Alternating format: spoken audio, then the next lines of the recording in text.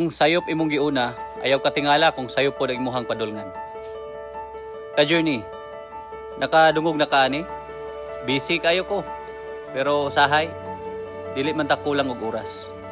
Sayop lang gyud ta og priority.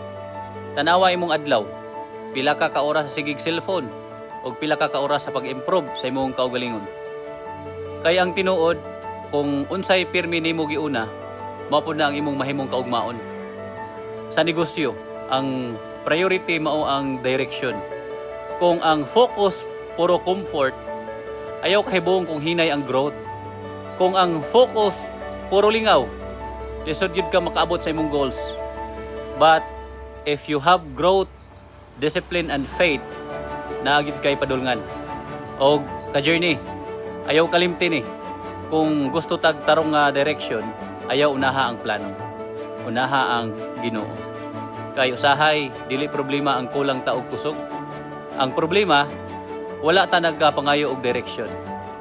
Sa Matthew chapter 6 verse 33, seek first His kingdom and His righteousness, and all these things will be given to you as well. Show me your priorities and I'll show you your future. Kung mag-usab na ka sa imong priorities, comment priority o i-share niyo sa imong mga ka-journey friends nga daghan og goals pero nalibog unsay priority. Push yourself.